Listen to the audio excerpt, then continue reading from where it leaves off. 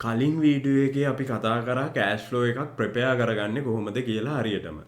දැන් අද අපි කතා කරනවා කෑෂ් ෆ්ලෝ එකක් හරියට ෆෝකාස් කරගන්නේ කොහොමද කියලා සහ අපිට කෑෂ් ෆ්ලෝ එක ඔප්ටිමයිස් කරන්න යූස් කරන්න පුළුවන් ස්ට්‍රැටජිස් මොනවාද කියලා. ඉතින් වීඩියෝ එක පුරාවට දිගටම ලැඳිලා ඉන්න ෆයිනෑන්ස් විත් තිලාන් YouTube channel එකත් එක්ක. Finance with Thilan, turning numbers into opportunities. මුලින්ම ඔයා කලින් අපි කෑෂ් ෆ්ලෝ එක ප්‍රෙපෙයාර් කරන්න කොහොමද කියන වීඩියෝ එක බැලුවේ නැත්නම් ඒක අනිවාර්යෙන් බලලා ඉන්න මේකට එන්න කලින්. මොකද ඒකෙදි අපි ඉන්ඩෙප්ත් කතා කරා කෑෂ් ෆ්ලෝ එකක් ප්‍රෙපෙයාර් කරගන්නේ කොහොමද මොනවාද අපිට භාවිතා කරන්න පුළුවන් මෙතඩ්ස් අපි කොහොමද ඒක මැනේජ්මන්ට් එකට ප්‍රසන්ට් කරන්නේ ඔය කියන කාරණා ටික කොහොමද අපි ඒක කියවගන්නේ මොකද්ද ප්‍රොෆිට් ඇන්ඩ් ලොස් එක කෑෂ් ෆ්ලෝ එක අතර වෙනස ඔය සියලු කාරණා ටික අපි කතා කරා. ඉතින් ඒක බැලුවේ නැත්නම් අනිවාර්යෙන් ඒක බලලා ඉන්න මේක. දැන් අපි මෙතනදි කතා කරන්නේ කෑෂ් ෆ්ලෝ එක ෆෝකාස් කරගන්නේ කොහොමද වාගේ ඊළඟ වර්ෂයට කියලා. ඊළඟ වර්ෂයට ක්වෝටර් එකට දැන් මෙතනදී අපි කතා කරන්නේ ඊළඟ වර්ෂයට මන්ත්ලි කොහොමද කෑෂ් ෆ්ලෝ ෆෝකාස්ට් එකක් හදාගන්නේ කියන කාරණාව ගැන. රයිට් ඉතින් ඔයාට පේනවා මෙතන මම කෑෂ් ෆ්ලෝ එක හදලා තියෙනවා මම ඔයාට එක්ස්ප්ලেইন කරන්නම් ඉන් ඩෙප්ත්. ඊට කලින් දැන් ඔයා කෑෂ් ෆ්ලෝ ෆෝකාස්ට් එකක් මම උඩ ලින්ක් එක දාන්නම් බලලා නැත්තම් කලින් ප්‍රෙපරේෂන් වීඩියෝ එකට කෑෂ් ෆ්ලෝ එකක් ප්‍රෙපෙයාර් කරන්නේ කොහොමද කියලා ඔයා ඒක බලන්න අනිවාර්යෙන්. දැන් ඔයා මේ ෆෝකාස්ට් එකට එන්නත් කලින් ඔයාගේ ෆෝකාස්ට් එක කරගන්න ඔයාට අනිවාර්යෙන් ඕන තව කාරණාවක් තියෙනවා. ඔයාට ඕනේ ඔයාගේ බජටඩ් P&L එක. දැන් මෙතනදී මම කෑෂ් ෆ්ලෝ එක හදනවා කියලා හිතන්නේ ඔයා 24 ඉන්නවා නම් ඔයා 25ට ෆෝකාස්ට් එක කරනවා කියලා තමයි මෙතන මම ඇසියුම් කරලා තියෙන්නේ. ඉතින් දැන් ඔයා 2024 ඉන්නවා නම් ඔයාට 2025 ඔයාගේ බජට් එකක් හදනවනේ ඔයා. ඒ බජට් එක ඔයාට අනිවාර්යෙන් ඕනේ කෑෂ් ෆ්ලෝ එක ෆෝකාස් කරන්න. මොකද ඒ බජට් එක හදන විදිය ගැන මම ඉන් ඩෙප්ත් කතා කරා බජට් P&Ls හා සේල්ස් ඔය කාරණා සියල්ල. ඉතින් ඒ වීඩියෝ ලින්ක් එකත් මම උඩ දානවා. ඔයා අනිවාර්යෙන් ඒකත් බලලා ඉන්න. මොකද මම මෙතනදී ඔය ඒ කාරණා ගැන ආයෙ ඉන්ඩෙප්ත් කතා කරන්න ගියොත් මේ වීඩියෝ එකේ ફોකස් එක නැති වෙනවා. ඉතින් මට මේ වීඩියෝ එකේ ફોකස් කරන්න ඕනේ කෑෂ් ෆ්ලෝ ෆෝකාස්ටිං ගැන. ඉතින් ඔයා ඒ වීඩියෝ එක ලින්ක් එක දානවා ඒකත් බලන්න. දැන් මෙතනදී ඔයාට පේනවා මුලින්ම අපිට ඕනේ ඔයාගේ බජටඩ් P&L එක. දැන් මේ බජටඩ් P&L එක ඔයාට පේනවා මේ මැනේජ්මන්ට් P&L එකක් හදලා තියෙන්නේ. අපි සාමාන්‍යයෙන් බජට් කරන්නේ ඒක කම්පැනිට වෙනස් වෙන්න පුළුවන්. මම ඔයාලට හැම වෙලේම කියනවා වගේ මේ ඇනලිටිකල් කන්සෙප්ට්ස් කියන ඒවා ඒක hard and fast rule එකක් නෑ මේ විදියටම කරන්න ඕනේ කියලා. ඒක ඔයාගේ ජජ්මන්ට් එක අනුව වෙනස් වෙනවා. ඉතින් මම කියන්නේ ඔයාට මම කියන කන්සෙප්ට්ස් අරගෙන ඔයාගේ බිස්නස් එකට ඔයාගේ දේවලුත් ඇඩ් කරලා යූස් කරගන්න පුළුවන්. මේ කන්සෙප්ට් එක ඔයා හරියට ග්‍රහණය කරගන්න. ඉතින් මෙතනදී අරමුණ වෙන්නේ මට මේ කන්සෙප්ට්ස් කියලා දීම තමයි මේ වීඩියෝස් වල. ඉතින් ඒක ඔයාට ඕන විදියකට සහ බිස්නස් එකේ තියෙන ගෝල්ස් අනුව සහ ඔයාගේ ජජ්මන්ට්ස් අනුව ඔයාගේ ඇනලිටිකල් තින්කින් එක අනුව ඔයාට පුළුවන් ඒවා යූස් කරන්න ඊට වඩා හොඳ විදියකට හෝ ඒ විදියටම හෝ පුළුවන්. ඉතින් දැන් මෙතනදී අපි මේ මැනේජ්මන්ට් P&L එකක් බජට් කරලා තියෙන්නේ සමරි එකක්. රයිට් මෙතන ඔයාලට පේනවා මන්ත්ලි ඔයාගේ සේල්ස් ටික තියෙනවා. ඔයාගේ වේරියබල් කොස්ට් එක තියෙනවා. ඔයාගේ ෆික්ස් කොස්ට් එක තියෙනවා. ඩිප්‍රීසියේෂන් එක තියෙනවා.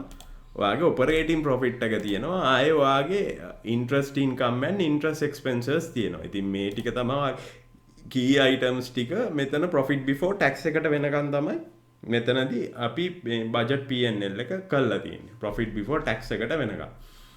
රයිට් ඉතින් එතකොට මෙතනදී මේ එලිමන්ට්ස් ටික බේස් කරලා තමයි ඔයා කෑෂ් ෆ්ලෝ එක හදාගන්න ඕනේ. ප්‍රෙපරේෂන් කෑෂ් ෆ්ලෝ ෆෝකාස්ට් එක. ඉතින් ඔයාට මෙතනදී පේනවා මෙතන මන්ත්ලි ගත්තාම මෙතනදී පොඩි සීසනල් ඉම්පැක්ට්ස් වගේක් තියෙනවා. ඒ කියන්නේ දැන් ඔයාට පැහැදිලිවම පේනවා අප්‍රේල් වල අපේ සේල්ස් වැඩි, ඩිසෙම්බර් වල සේල්ස් වැඩි. ඉතින් ඒක සීසනල් ඉම්පැක්ට් එකක්. ඒක ඔයා බජට් කරද්දී ඒක මම කියලා දුන්නා ට්‍රෙන්ඩ් එක අරන් කොහොමද බජට් කරන්න කියලා. එතකොට ඔයා ඩිසයිඩ් කරගන්න ඕනේ ඔයාගේ බජට් එක. දැන් මේක ෆික්ස් කරපු ඔයා බජට් එක. මේ බජට් එක හදලා KPIs මත ඒ සියල්ල මත ඔයා මේ බජට් එක ෆික්ස් කරගෙන තියෙනවා. එතකොට ඒක මත දැන් ඔයා කොහොමද කෑෂ් ෆ්ලෝ එක ප්‍රෙපෙයාර් කරන්නේ? රයිට් ඒක ඉතින් දැන් මෙතනදි මම කතා කරා දැන් කෑෂ් ෆ්ලෝ එකට එද්දි මම ආයෙ ඔයාට කියන්නම් මෙතනදි මම කෑෂ් ෆ්ලෝ ෆෝකාස්ට් එකත් අපිට එක එක විදියට හදාගන්න පුළුවන් රයිට් දැන් මෙතන මම කියන්නේ ඔයාට ඩිරෙක්ට් මෙතඩ් එකට කෑෂ් ෆ්ලෝ එක හදාගන්න විදිය දැන් මම ඔයාට අර වීඩියෝ එකෙත් කිව්වා මෙතන මෙතඩ් දෙකක් තියෙනවා ඩිරෙක්ට් මෙතඩ් ඉන්ඩිරෙක්ට් මෙතඩ් සෝ ඩිරෙක්ට් මෙතඩ් එකේ ක්ලැරිටි එක වැඩි ඉතින් ඩිරෙක්ට් මෙතඩ් එකට අපි ප්‍රපෙයාර් කරගත්තොත් අපිට ලේසි ඉතින් මම මෙතන කියන්නේ හරි සරලවම කරගන්න පුළුවන් කෑෂ් ෆ්ලෝ එකක් දැන් මේ කෑෂ් ෆ්ලෝ ෆෝකාස්ටිං තව ඉන්ඩෙප්ත් යන්න පුළුවන් බට් මෙතනදී මම සරල කන්සෙප්ට් එකක් කියන්නේ ඕන කෙනෙක්ට යූස් කරන්න පුළුවන් විදියට ඔයාගේ බජට් එක තියෙනවා නම් රයිට් සහ ඔයාට තව ඩීටේල්ස් වගේක් ඕනේ දැන් අපි කතා කරමු ඉන්ඩෙප්ත් කොහොමද මේක වැඩේ කරගන්නේ කියලා දැන් ඔයාට කෑෂ් ෆ්ලෝ එකේ මතක ඇති කෑෂ් ෆ්ලෝ එකේ ඇක්ටිවිටීස් තුනකට තමයි අපි කෑෂ් ෆ්ලෝ ඇක්ටිවිටීස් කඩන්නේ එකක් ඔපරේටිං ඇක්ටිවිටීස් අනිත් එක ඉන්වෙස්ටිං activities and your financing activities ඔය කියන කාරණා තුන. ඉතින් operating activities කියන්නේ ඔයාගේ business එකේ main operational function වෙන activities ටික. investing activities කියන්නේ ඔයා මොනවද invest කරන්නේ සල්ලි කොහෙද?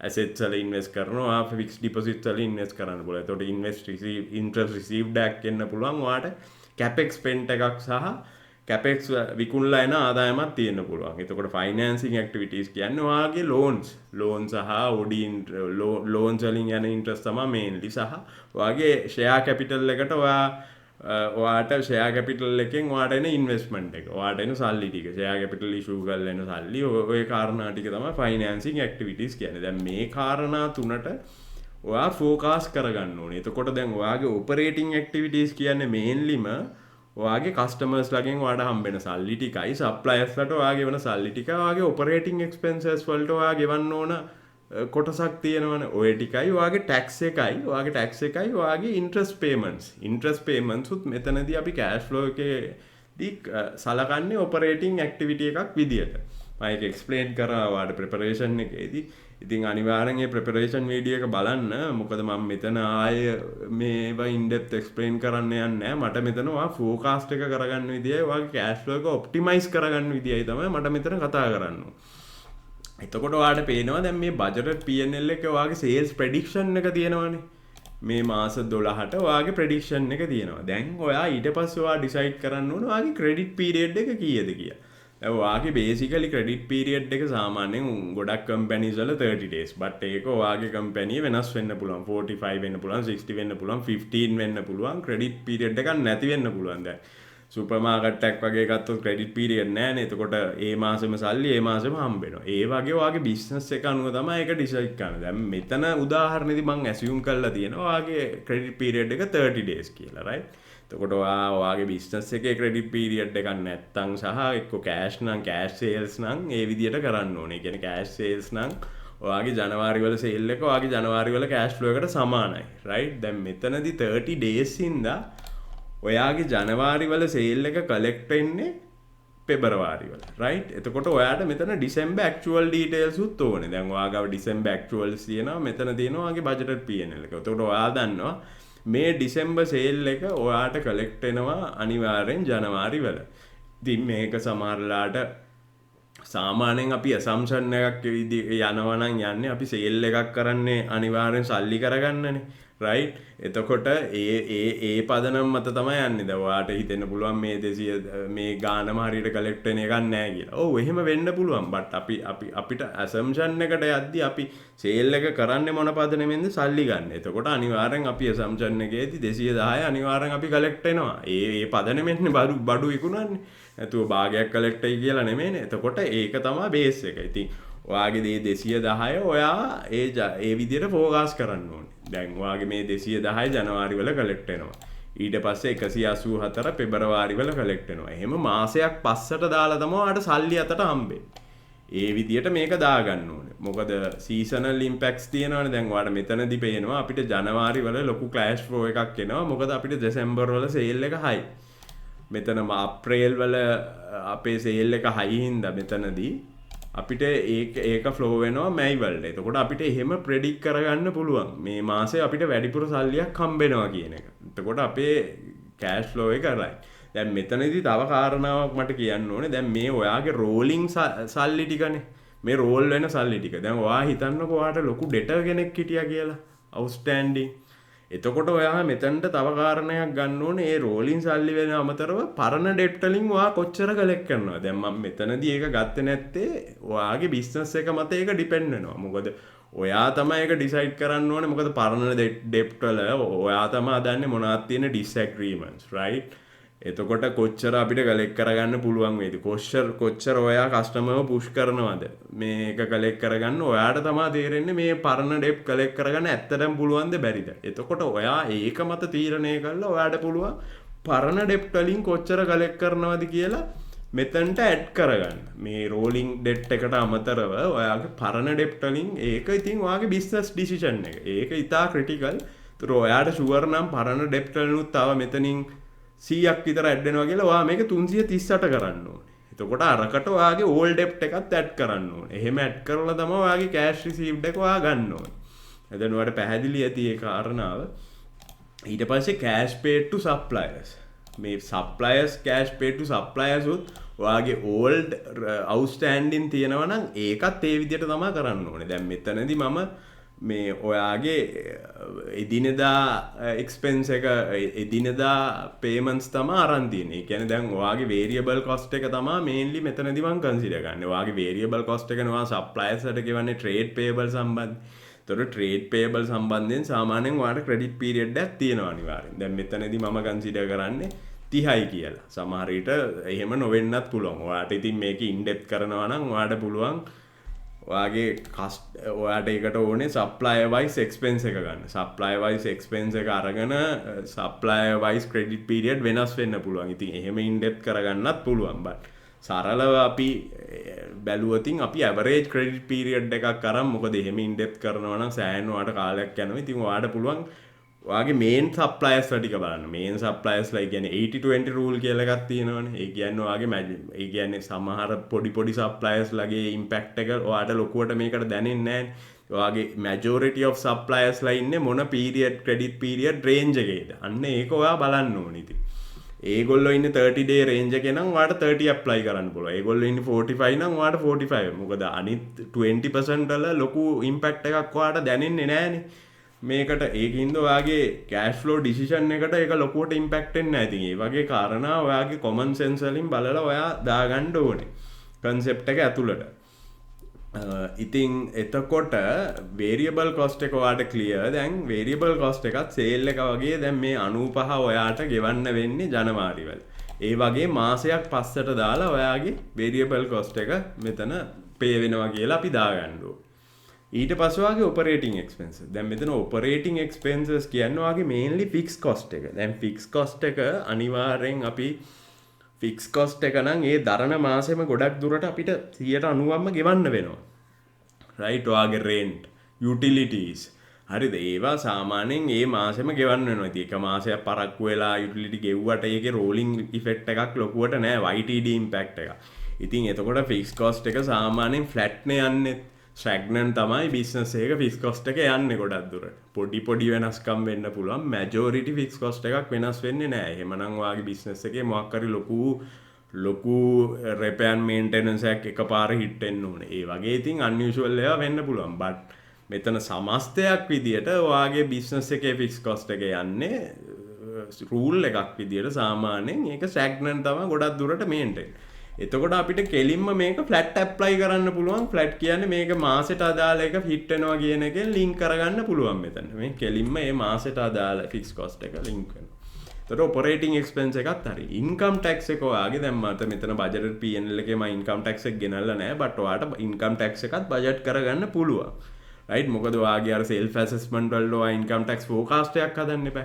ඉතින් ඔයා එතකොට දන්නවා ඔයාගේ සෙල්ෆ් ඇසෙස්මන්ට්ස් ගෙවන්නේ මෙන්න මේ මාසවලනේ. පෙබරවාරි, මැයි, ආය අගෝස්තු. ඊට පස්සේ ඔයාගේ ෆයිනල් පේමන්ට් එක සෙප්ටැම්බර් වල ගෙවනවා. ඉතින් ඔයා ගාව මේ ඩීටේල්ස් ටික තියෙනවා ඔල්රෙඩි. ඉතින් ඔයාගේ ඒකෙන් ඔයාට සෙල්ෆ් ඇසෙස්මන්ට් ගෙවන එක ඔයාගේ ෆයිනල් ටැක්ස් එක කොච්චර ගෙවන්න වෙනවද කියන එකයි මේවා කරගෙන ඔයාට පුළුවන් දැන් මෙතන 25 දී ගෙවන්න වෙන්නේ 24 ටැක්ස් එකනේ. ඒක ඉතින් ඔල්රෙඩි ෆයිනලයිස් ඉඳලා ඔයාට පුළුවන් ඒක මේවා කරගන්න, හදාගන්න හරියට. දැන් මෙතන මොකද කලින් අවුරුද්ද ටැක්ස් එකක් ගෙවන හින්දා. ඉතින් මෙතන 25 අනිත් ටික තමයි ඔයාගේ සෙල්ෆ් ඇසෙස්මන්ට් වලට යන්නේ. ඒක ඔයාගේ බජට් එකට අනුව ඔයා හදපු ෆෝකාස්ට් එකෙන් ඔයාට ගන්න පුළුවන්. right? ඉතින් ඔයාගේ tax එක එහෙම දාගත්තට පස්සේ based on income tax workings and self assessment කියලා මම දාලා තියෙනවා. ඊට පස්සේ interest paid එක ආයේ ඔයාගේ ඒක මෙතනදී අර මම preparation එකෙත් ඇසියුම් කරානේ expense එකයි payment එකයි සමානයි කියලා හිතමු කියලා. එහෙම හිතුවේ එහෙම හිතලා තමයි මෙතන මේව කරලා තියෙන්නේ. එහෙම නැත්තම් preparation එකෙත් මම කිව්වා වෙනම හදාගන්න ඕන විදිය. ඉතින් මෙතනදී අපි complicate කරගන්න නැතුව things අපි හිතනවා interest payment එකයි expense එකයි සමානයි කියලා. එතකොට මම ඒක ඔයාගේ P&L එකෙන් අරන් තියනවා budgeted P&L එකෙන් අරගෙන ඒක apply කරලා දිනවා. දැන් මේ සරල කතන්දර ටික ඔයා දාගත්තට පස්සේ ඔයාගේ එනවා total operating cash flow එක forecast එක. right? මෙතන operating cash flow forecast එක එනවා. ඊට පස්සේ ඔයාට ආයෙ ගන්න ඕන ඔයාගේ investing වලින් එන එක. දැන් මම investing activities කිව්වා fixed deposit එක දැම්ම නම් මම මේ සාරලම කාරණා ටික විතරයි මෙතන ගන්නෙ. fixed deposit එකෙන් එන interest එක ඔයාගේ P&L එකෙත් ඔයා දාලා තියෙනවා. ඉතින් ඔයාට ගන්න පුළුවන් එක budget කරගන්න ලේසිනේ හරි. interest percentage එක apply කරා ඔයාගේ fixed deposits ටික කොච්චරද ඒකට apply කරා. ඒකට apply කරලා මේක ගත්තට පස්සේ ඊට පස්සේ මෙතනදී අනික් කාරණාව තමයි මෙතන critical එකක් capex එක. ඔයාගේ capital expenditure. capital expenditure කියන්නේ ඔයාගේ assets වලට ඔයා වියදම් කරන එක. දැන් ඒකත් ඔයා අනිවාර්යෙන් 25ට budget කරනවනේ. එතකොට ඔයාගේ capital expenditure budget එක මේකට දාගන්න ඕනේ. දැන් මෙතනදී ඔයාට පේනවා අපි ලොකු expense එකකට යන්න plan එකක් තියෙනවා මේ උදාහරණයට අනුව ජූලයි වල business එක. ඔයාගේ business එකේ ඒක වෙනස් වෙන්න පුළුවන්. ඉතින් ඒ විදිහට ඒක හරියට දාගන්න. මොකද importantම දේ ඔයාට capex වලට invest කරන්න සල්ලි තියනවද කියලා තමයි මේකෙන් හොයාගන්න එක කාරණාවක් මේක හදන එකේ purpose එක. ඔයාට capex වලට invest කරන්න සල්ලි තියනවද ඊළඟ අවුරුද්දේ? ඔයා හිතන විදියට. ඒක බලා ගන්න එපයි ඔයා. නැත්තම් ඔයා අමාරු හැටෙනවනේ. ඉතින් ඔයා ඒක බලා ගන්න එකක් මේ forecast එකක් හදන එකේ. ඔයාගේ capex project වලට invest කරන්න ඔයාගා ප්‍රමාණවත් සල්ලි ඔයාට generate වෙයිද ඊළඟ අවුරුද්දේ. ඕකනේ මේ බලන්නේ. ඊට පස්සේ අපි එමු ඒ කාරණාවට. ඊට පස්සේ ඔයාට එනවා ඔයාගේ financing activities loans වලින් සහ ඔයාගේ share capital issue මොන හරි share capital සාමාන්‍යයෙන් එහෙම නිතර issue වෙන්නේ නැහැ නේ company වල. ඉතින් ඒකෙන් එන්නේ නැහැ එහෙම. හැබැයි dividend ගෙවන්න වෙනවා ඔයාට shareholders. ඒක payment එකක් විදිහට යන්න වෙනවා. හරිද? ඔයා loan ගන්නවා නම් ඔයාට loan වලින් සල්ලි එනවා. දැන් basicallyම අපි cash flow එකක් හදන්නේ අපේ loan requirement එක හොයාගන්න. ඊළඟ මේ cash flow forecast එකක් හදන්නේ right? actual එක හදන්නේ ඒකට නෙමෙයි මේ forecast එක හදන්නේ අපිට loan අපිට ඕනේද සහ අපේ cash වල තත්ත්වය මොකක්ද කියලා බලාගන්න. හරිද? එතකොට දැන් මෙතන මම proceeds loan අරන් නැහැ. මොකද ඔයා already ගිය අවුරුද්දේ ගත්ත loan එක අපි මේකට දාගෙන යන්න ඕනේ. එතකොට ඔයා ගත්ත loan එකේ repayment එකක් යනවා අනිවාර්යයෙන්. දැන් මෙතන මම simple example එකක් නිකන් මම ගාණක් හිතලා තියෙනවා. එතකොට මේ ගණන් යනවා. ඔයාගේ repayment එකක් ඔයා මේ 63 ගානේ ගෙවනවා. ආයේ ඔයාට dividend payment එකක් තියෙනවා. දැන් ඔය ටික තමයි ඔයාගේ financing activities වල තියෙන්නේ. දැන් ඔයාට මෙතනදී මේ ටිකක් දාගෙන එතකොට ඔයාගේ net cash increase එක මාසෙට බලා ගන්න පුළුවන්. increase එක හරි decrease එක හරි. මෙතන පේනවාට මෙතන negative එකක් යන්නේ පළවෙනි මාස. මේ ඔක්කොම negative වෙලා තියෙන්නේ. මෙතන විතරයි positive වෙන්නේ. ඉතින් පොඩ්ඩක් ඒක හොඳ තත්ත්වයක් නෙමෙයි. right? දැන් මට මේ උදාහරණේ ඇත්තට එහෙම වෙන්නත් පුළුවන් ඔයාගේ business එකේ. ඉතින් ඒක බලා ගන්න ඕනේ. හැබැයි දැන් ඔයාට මේක compensate කරන්න ඔයාට opening cash balance එකක් තියෙනවනේ ඔයාගේ business එකේ තියෙනවා. ඒක negativeද නැද්ද කියන එක වෙනම කාරණාවක්. ඒක negative නම් ඒක ඒ කියන්නේ ඔයා OD එක යනවා කියන එක. ඉතින් මෙතන business එකේ එහෙම නෙමෙයි. ඔයාට positive cash එකක් තියෙනවා. එතකොට ඔයා ඒක ඔයාගේ මාසෙට apply කරාම opening balance එකට ඔයාගේ මාස impact එක apply කරාම ඔයාගේ closing balance එක එනවා ජනවාරි වලට. ජනවාරි වල closing balance එක. ඒ වගේ ඔයාට දැන් එනවා ඔයා ඊට පස්සේ ඒක මෙතන ඔයා හැම වෙලේම ඔයාගේ closing balance එක opening balance එක විදිහට ගන්න ඕනේ ඊළඟ මාසෙ මේ. පැහැදිලි නේද? closing balance එක අප්‍රේල් වල closing balance එක 150. ඒක තමයි ඔයාගේ මැයි වල opening balance එක right? ඉතින් ඒක ඔයා ගන්න ඕනේ. ඒක ගත්තට පස්සේ ඔයාට මේ ෆෝමියුලා එක දිගටම ඇප්ලයි කරාට පස්සේ ඔයාගේ එනවා හැම මාසෙම අවසානයේ ඔයා end up වෙන cash balance එක. දැන් ඔයාට ප්‍රධානම කාරණාව තමයි මේ ඔයාට මේක හැදුවම පේනවා මෙතන ඉඳන් ඔක්කොම මයිනස් වෙලා. දැක්කද? දැන් ඔයාට ප්‍රශ්නයක්. දැන් ඔයාට තියෙන මේ සල්ලි මදිනේ. ඒකට එක හේතුවක් ඔයා 150ක ඉන්වෙස්ට්මන්ට් එකක් මෙතනට ගේනවා. ඔයාට එහෙම ප්ලෑන් එකක් තියෙනවා 150ක් කැපෙක්ස් වල ඉන්වෙස්ට් කරන්න. ඔයාට බෑ ඉන්වෙස්ට් කරන්න. මේ ජූලි වල ඉඳන් ඔයාට පැහැදිලි වෙනවා මේ අන්න ඒක තමයි මේ ඩිසිෂන් ඔන් මේ මෙතන දාලා තියෙන ඩිසිෂන් ඔන් ලෝන් OD. දැන් මෙතනදී ඔයාට පේනවා ඔයාට තියෙන සල්ලි වලින් දුවා ගන්න බෑ. OD එකට යන්න ඕන නැත්නම් ඔයා ලෝන් එකකට යන්න ඕනේ. ඒක ඔයා ඩිසයිඩ් කරන්න ඕනේ මේ ඔයාගේ ඒ මැනේජ්මන්ට් එකත් එක්ක කතා කරලා ඔයා ඩිසයිඩ් කරන්න ඕනේ ඉන්ට්‍රස්ට් කොස්ට් හා සියල්ල බලලා ලෝන්ස් වලට යනවද කොහොමද ඒක ෆයිනෑන්ස් කරගන්නේ කොහොමද කියන එක ඔයා හොයාගන්න ඕනේ. ඉන්ටර්කම්පැනි ලෝන්ස්ද ගොඩාක් තියෙනවා ෆයිනෑන්සින්. ඒක අපි වෙනම කතා කරන්න ඕන මාතෘකාවක්. ඉතින් ඒක බලාගන්න තමයි මේක හදන්නේ.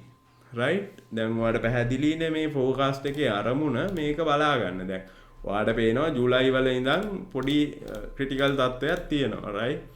එතකොට අපි බලන්න ඕනේ මොකද්ද බිස්නස් එකේ අපි කරන්නේ ඒක සෝට් අවුට් කරගන්න කියන කාරණාව. ඉතින් ඔයාලට පැහැදිලි වෙන්නේ නැති මං හිතන්නේ කෑෂ් ෆ්ලෝ එකේ ෆෝකාස් කරන්නේ කොහොමද කියලා සරලව මේ බොහොම සරල උදාහරණකින් මම එක්ස්ප්ලেইন කරේ. ඉතින් ඔයාලට මොන හරි තව දැනගන්න ඕන නම් තව ඉන්ඩෙප් කතා කරන්න ඕන ඒරියාස් තියෙනවා නම් අපිට කමෙන්ට් එකක් දාන්න. ඉතින් ඔයා මේක බලන්න ඔයාගේ බිස්නස් එකට ඇප්ලයි කරලා ඔයා ඇප්ලයි කරලා නැත්තම් මෙතෙක්කල් ඇප්ලයි කරලා බලන්න මේ කෑෂ් ෆ්ලෝ තත්ත්වය මොකද්ද ඔයාගේ ෆෝකාස්ට් එකේ හැදුවට පස්සේ ඔයාගේ තත්ත්වය මොකද්ද බිස්නස් එකේ කියලා. රයිට්. මං හිතන්නේ ඒක කාරණාව මම ඔක්කොම කවර් කරා. ඊට පස්සේ අපි යමු ස්ට්‍රැටජීස් වලට. දැන් මොනවාද ඔයාට තියෙන ස්ට්‍රැටජීස්? දැන් මෙතනදී මම කෑෂ් ෆ්ලෝ ප්‍රෙපරේෂන් එකේ ඉන්ඩෙප් කතා කරා වර්කින් කැපිටල් ගැන. එතකොට කෑෂ් ෆ්ලෝ එක කී එලිමන්ට්ස් ටික තමයි වර්කින් කැපිටල් මැනේජ් කරන විදිය. මොනවාද මේ වර්කින් කැපිටල් කියන්නේ? ඔයාගේ ඉන්වෙන්ටරි එක, ඔයාගේ accounts payable එක, ඔයාගේ accounts receivable එක. ඔය තුන තමයි ඔයාගේ working capital. ඒකෙන්නේ ඔයාගේ operating activities වලට මේ බලපෑම වෙන්නේ customers ලාගෙන් සල්ලි ගන්න එක, suppliers ලාට ගෙවන එක සහ operating expenses ඔය කාරණා තමයි ඔයාගේ මේ තුනට බලපාන්නේ. එතකොට ඔයා කොහොමද මේ working capital එක optimize කරගන්නේ? අන්න ඒක තමයි ක්‍රිටිකල්ම දේ කෑෂ් ෆ්ලෝ එකක බිස්නස් එකේ කෑෂ් ෆ්ලෝ එකක් ඔප්ටිමයිස් කරන්න ඔයා වර්කින් කැපිටල් එක ඔප්ටිමයිස් කරන්න ඕනේ. රයිට්. එතකොට මේකේ ප්‍රධානම පළවෙනිම කාරණේක ඉන්වෙන්ටරිනේ. එතකොට ඔයා ඉන්වෙන්ටරි කොහොමද ඔප්ටිමයිස් ලෙවල් එක තියාගන්නේ? ඉතින් ඒක ඔයාට කරන්න ඔයාට ඉන්වෙන්ටරි ගැන හොඳ සිස්ටම් එකක් තියෙන්න ඕනේ. ඉතින් ඉන්වෙන්ටරි වලට හොඳ සිස්ටම් එකක් ERP සිස්ටම් එකක් ඒක තමයි මෙතන කතා කරලා තියෙන්නේ අපි just in time කියලා. ඉතින් ඔයාගාව හොඳ ERP සිස්ටම් එකක් තියෙනවා නම් ඔයාට ඉන්වෙන්ටරි ඔප්ටිමයිස් කරලා තමයි ඔයා ගන්නෙ. ඔයාගේ නීඩ් එකට අනුව තමයි ගන්නෙ. ඒ කියන්නේ ඔයා ඕඩර් කරන්නේ ඔයාගේ රික්වයර්මන්ට් එක හරියටම බලලා. ඒ කියන්නේ ඔයාට තියෙන ඩිමාන්ඩ් එක හරියටම බලලා ඔහේ ඕඩර් කරන්නේ නැහැ. දැන් ඉන්වෙන්ටරි එහෙම ඕඩර් කරාම වෙන්නේ වැඩිපුර ඕඩර් කරොත් ඔයාගේ වේස්ට් එක වැඩි වෙනවා එකක්. රයිට්. ඔයාගේ ස්ටෝරේජ් කොස්ට් එක වැඩි වෙනවා. ඒ වගේ ගොඩාක් කොස්ට් පැත්තෙන් ඔයාගේ වැඩි වෙනවා. මේ ඉන්එෆිෂියන්සිස් ගොඩාක් එනවා ඉන්වෙන්ටරි හරියට පාලනය කරේ නැත්තම්. ඔයාගේ ලොසර්ස් වැඩි වෙන්න පුළුවන්. රයිට්. ඒ ඉතින් වේස්ටේජ් එක ඔය කාරණා සියල්ල මේ වෙනවා. ඉතින් ඊට පස්සේ ඔයාගේ ස්ටෝරේජ් කොස්ට් එකක් තියෙනවනේ ඉන්වෙන්ටරි වල බොරුවට ගොඩ ගහලා අන්තිමට ඉන්වෙන්ටරි ඒ කියන්නේ ඉන්වෙන්ටරි මාර ක්‍රිටිකල්. ඉතින් ඒ ඉන්වෙන්ටරි හරි ක්‍රිටිකලි මේවා කරගන්න නම් ඔයා හරි දැනගන්න ඕනේ ඔයාට බෆර් ස්ටොක් එක ඔයාට කොච්චරක්ද ඕනේ. ඒ සියලු කාරණා ඒක වෙනම කතා කරන්න ඕන කාරණාවක් ඉන්වෙන්ටරි මැනේජ්මන්ට් ගැන. අපි ඒකටත් වීඩියෝ එකක් කරමු ඉස්සරහදී. ඉතින් ඒ සියල්ල ඔයා හිතන්න ඕන ඔයා ඕඩර් කරද්දී. ඒකට ඔයා ගාව තියෙන්න ඕන ඔන්ලයින් හොඳ ERP එකක් ඩීටේල්ස් ෆ්ලෝ වෙන ඔන්ලයින් ඉන්වෙන්ටරි රියල් ටයිම් ඉන්වෙන්ටරි ඔයා ගාව තියෙන්න ඕන ඩීටේල්ස් සහ අනිත් සේල්ස් සියල්ල ෆ්ලෝ වෙලා accounts payable ඔක්කොම මේවා වෙලා එන රියල් ටයිම් සිස්ටම් එකක් ඔයා ගාව තියෙන්න ඕනේ. එතකොට තමයි ඔයාලට මොනිටර් කරන්න පුළුවන් ඔයාගේ ඩිමාන්ඩ් එක මත හරියට කොහොමද ඔයා ඕඩර් කරගන්නේ with lead times and all කියලා. ඉතින් ඒ කාරණාවට පැහැදිලි වෙන්නේ නැති. ඊට පස්සේ supplier payment terms. දැන් අනික් එකනේ accounts payable එක working capital එක. එතකොට ඔයා බලන්න ඕනේ පුළුවන් තරම් suppliers ට ගෙන් credit period එක ගන්න. ඉතින් logic එක තමයි ඔයාගේ accounts receivable ක්‍රෙඩිට් පීරියඩ් එක තියෙනවානේ 30 days නම් ඔයා සප්ලයර් ක්‍රෙඩිට් පීරියඩ් එක ඔයා 60 days වත් කරගන්න ඕනේ. එතකොට තමයි ඔයාගේ කෑෂ් කන්වර්ෂන් සයිකල් එකට හොඳ. ඉතින් ඔයා පුළුවන් තරම් ඩිලේ කරන්න ඕනේ payments. කස්ටමර්ස් ලගෙන් සල්ලි හරි සරලයි ඉතින් common sense. කස්ටමර්ස් ලගෙන් සල්ලි පුළුවන් තරම් ඉක්මනට ගන්න ඕනේ. payments පුළුවන් තරම් ඩිලේ කරන්න ඕනේ. ඉතින් ඒකට ඔයාගේ procurement එකත් එක්ක එකතු වෙලා ඔයාට negotiations වලට යන්න පුළුවන්. ඉතින් සප්ලයිස් එක්ක කතා කරලා ඉතින් ඒ කාරණා ටික මේවා කරගන්න පුළුවන්. ඊට පස්සේ efficient use of cash. ඒ කියන්නේ ඔයාට පුළුවන් ඔයා global company එකක් නම් මේක තනි කම්පැනිස් වල කරන්න බෑ. මේ ඔයා global හරි ලොකු group of company එකක් නම් ඔයාගේ treasury system එක pool එකකට ගේන්න පුළුවන්. එතකොට ඔයාට පුළුවන් සමහර business වල cash positions හොඳයිනේ. එතකොට ඔයාට loan යන්න ඕනේ නෑ. intercompany through finance කරගන්න පුළුවන්. ඉතින් ඒක හොඳ කාරණාවක්. එතකොට ඔයාගේ interest cost එක එහෙම අඩු වෙනවා සහ ඒක intercompany through ඔයා external party එකකට ආය ඔයාගේ සල්ලි flow වෙන්නේ නැහැ. So එතකොට ඔයාගේ within the group ඔයාගේ cash flow එක manage වෙනවා. එතකොට ඔයාට ප්‍රශ්නයක් නැහැ. within the group නේ මේවා වෙන්නේ. ඉතින් බොරුවට external party වල loan යනවට වඩා ඔයාගේ conglomerate එකක් නම් ඔයාට තියෙන්නේ ඔයාගේ multinational එකක් නම් තියෙන්නේ ඔයාගේ treasury system එක pool එකකට ගෙනල්ලා ඒකෙන් ෆන්ඩ් කරගන්න පුළුවන්. ඒතකොට සමහර බිස්නස් වල කෑෂ් ෆ්ලෝ ඩවුන් ඒවට හෙල්ප් කරන්න පුළුවන් හොඳ කෑෂ් තියෙන බිස්නස් වල. ඊට පස්සේ මොනිටර් CCC. දැන් මෙතන වැදගත් කාරණාවක් කෑෂ් කන්වර්ෂන් සයිකල්. මේ ගිතා ක්‍රිටිකල් කාරණාවක් ක්‍රිටිකල් රේෂියෝස් මේ අපි බලන මේකට වෙනම වීඩියෝ එකක් මම ඉස්සරහදී කරනවා. මම ඒක කරාට පස්සේ මෙතනට ලින්ක් එක දාන්න. මේක වෙනම කතාවක්. ඉතින් කෑෂ් කන්වර්ෂන් සයිකල් එකත් මේන්ලි සරලයි. සරලව ගත්තොත් මේකත් working capital management සම්බන්ධ කාරණාවක් තමයි. ඒකට cash conversion cycle කියන්නේ අපි මේක මයින් එක විදියක්. මොකද්ද මේ cash conversion cycle කියන්නේ? හරි සරලවම කියනවා නම් ඔයාගේ inventory වලට ඔයා වියදම් කරනවා නම් එක රුපියලක් inventory ගන්න. ඒ රුපියල ඔයාට ආයේ ඒක සෙල් කරලා ආපහු කස්ටමර්ගෙන් ලැබෙන්න දවස් කීයක් යනවද? ඔයා inventory අද ගත්තා නම් අද රුපියලක් වියදම් කරා නම් ඔයාට තව දවස් 45කින් නම් කස්ටමර්ගෙන් සල්ලි හම්බ වෙන්නේ ඒකට අදාළව. ඒ කියන්නේ ඔයාගේ 45ක cash conversion cycle එකක් තියෙනවා කියන එක. ඉතින් ඕක හදන්න පොඩ්ඩක් ratios ටිකක් පාවිච්චි කරන්න ඕනේ. ඉතින් ඒක පුළුවන් තරම් ඔයා අඩු කරගන්න එපා. ඔයා ඉන්වෙන්ටරි විකුණලා ඔයා සල්ලි ආයෙ ගන්න එක පුළුවන් තරම් අඩු කරගන්න ඕනේ ඩේස් ගන්න ગેප් එක. ඉතින් එතකොට තමයි ඔයාගේ කෑෂ් සයිකල් එකට හොඳ. ඔයාගේ වැඩි වෙන්න කෑෂ් සයිකල් එක කෑෂ් කන්වර්ෂන් සයිකල් එක වැඩි වෙන්න ඔයාට වර්කින් කැපිටල් ප්‍රශ්න එනවා. ඒක තමයි රේෂියෝ එකකින් කියන්නේ. ඉතින් ඒක අනිවාර්යෙන් ඔයා කැල්කියුලේට් කරගන්න ඕනේ. අපි ඒකට වීඩියෝ එකක් කරමු කොහොමද මේක කැල්කියුලේට් කරගන්නේ කියලා. ඉතින් ඒක අයිඩියා එක ඒක තමයි. ඉතින් ඒක පුළුවන් තරම් අඩු කරගන්න ඕනේ. අනිත් එක තමයි improve revenue collection efficiency. ඔයා කස්ටමර් ගෙන් සල්ලි ගන්න එක පුළුවන් තරම් මේ ස්මූත් කරගන්න ඕනේ සහ ඒකට යොදන්න පුළුවන් උපක්‍රම සියල්ල යොදන්න ඕනේ. ඉතින් ඒකට strategies තමයි early payment incentives. ඔයාට පුළුවන් discounts offer කරන්න කලින් pay කරන customers වලට discounts offer කරන්න පුළුවන්. ඊට පස්සේ ඔයාගේ invoicing process එක ඉතාලම critical නේ. ඔයා ඒක automate කරගෙන ටක් ගාලා customer ට invoice එක bill කරගන්න ඕනේ. right සමහර companies වල මේ invoicing delays and ප්‍රශ්න තියෙනවා. ඉතින් එතකොට තමයි ඔයාගේ debt වල disagreements ඇති වෙන්නේ. ඉතින් ඔයා පුළුවන් තරම් invoicing process එක automate කරගෙන customer ට invoice එක හරියට ලැබෙන්න සලස්වන්න ඕනේ. හරියටම on time ලැබෙන්න සලස්වන්න ඕනේ. මොකක් කර ඔයාගාව හොඳ system එකක් තියෙන්න ඕනේ ERP එකක්. හරි මොකක් හරි accounting system එකක් හරි ඒක මෙයා වෙන්නේ. ඒ කියන්නේ customers base එක ගොඩක් ඉන්නවා නම් ඔයා credit base නම් යන්නේ.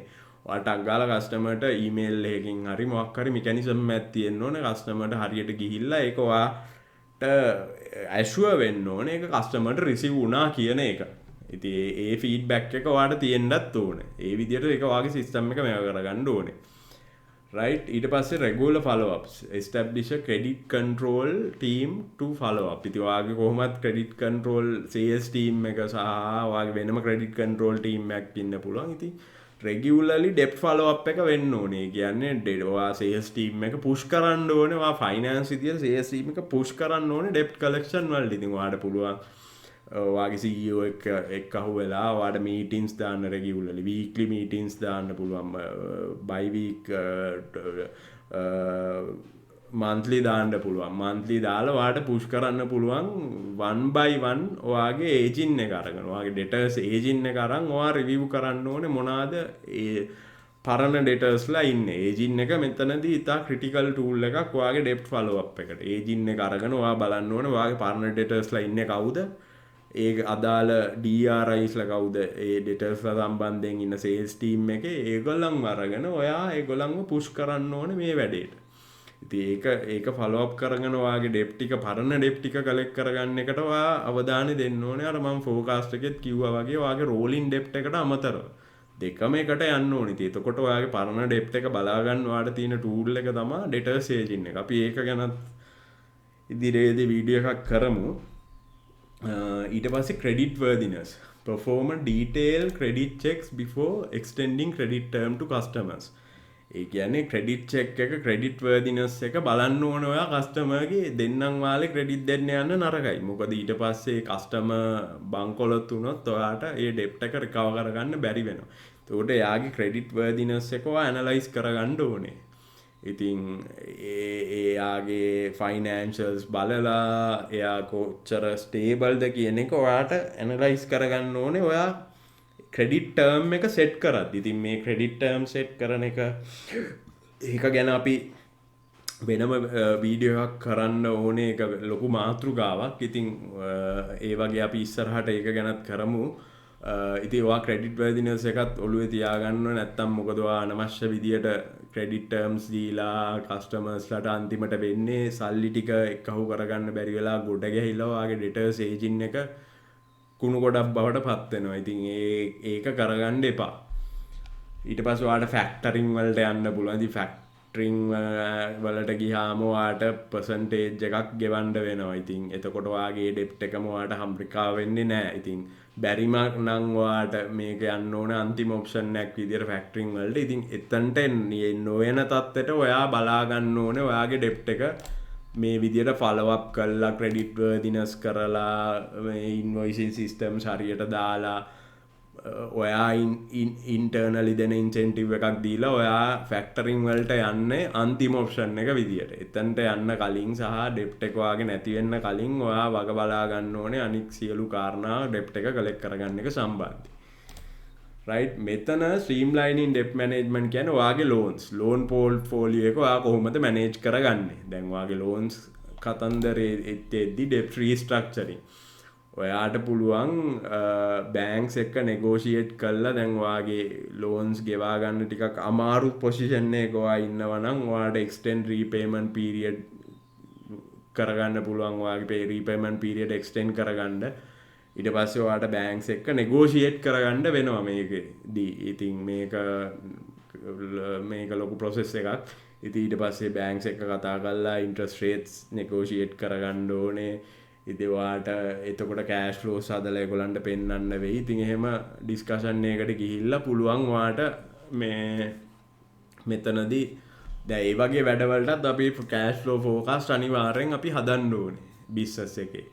සහ ඉතින් එහෙම ඩෙප්ට් රීස්ට්‍රක්චරින් වලට යන්න පුළුවන්. ඔයාට ලෝන්ස් ගෙවන්න අමාරු තත්ත්වයක ඔයා ඉන්නවා නම් අනිත් එක ඔයාට පුළුවන් කොන්සොලිඩේට් ඩෙප්ට්ස්. ඔයාගේ ඩෙප්ට්ස් පෝර්ට්ෆෝලියෝ ගොඩාක් තියෙනවා නම් එක එක බැංකු වලින් අරගෙන එක එක ඉන්ට්‍රස්ට් රේට් වලට අරන් තියෙනවා නම් ඔයාට පුළුවන් පොඩි ඇනලිසිස් එකක් කරන්න. ඒ ලෝන්ස් ඔක්කොම අරගෙන දැන් මම කොච්චර ඉන්ට්‍රස්ට් එකක් ගෙවනවද ඊට පස්සේ ඔයාට ගිහිල්ලා වෙන බැංකු වලට කතා කරන්න පුළුවන්. ඕගොල්ලන්ට ඇප්ලයි කරන්න ඒ පාර ඔයාට පුළුවන් ඒ ලෝන්ස් ටික සෙටල් කරලා ආයේ අලුත් ලෝන් එකකට යන්න.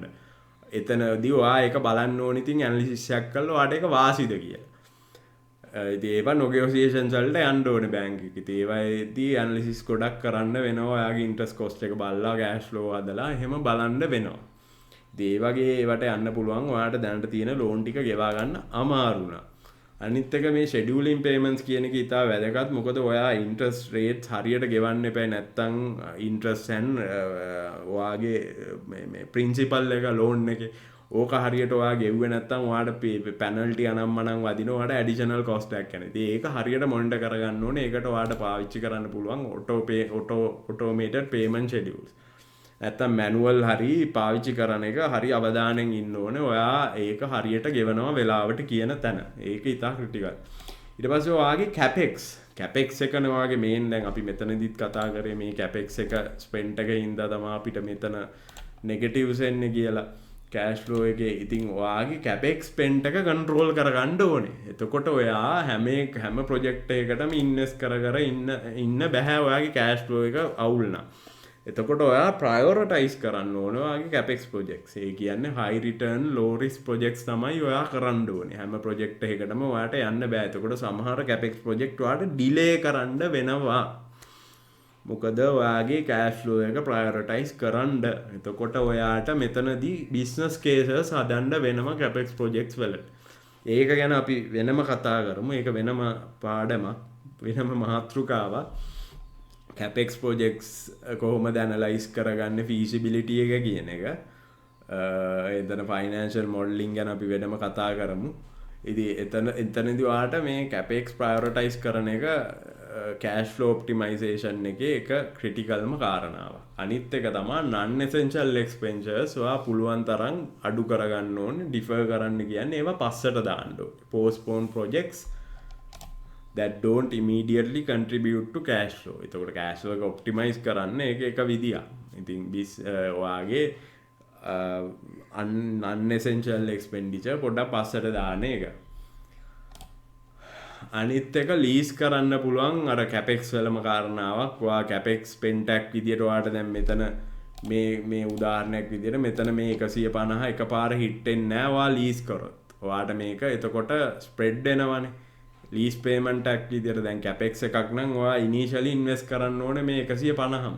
දැන් ලීස් එකකට ගියොත් ඔයාට මේක මාස ගානකට ෆ්ලෝ වෙන්න මේවා කරගන්න පුළුවන්. ඉතින් එතකොට ඔයාගේ යන ඉන්ට්‍රස්ට් කොස්ට් එක ඒවා වැඩි. ඉතින් ඒ ඩිසිෂන්ස් ඔයා ගන්න ඉතින් ඇනලිසිස් කරලා ඔයාට සුදුසුම ඩිසිෂන් එක ඔයා ගන්න ඕනේ. ලීස් එකකට යනවද නැත්නම් ලෝන් ෆයිනෑන්ස් කරගෙන මේක රන් කරනවද කියලා ඔයා හදලා බලන්න ඕනේ. right?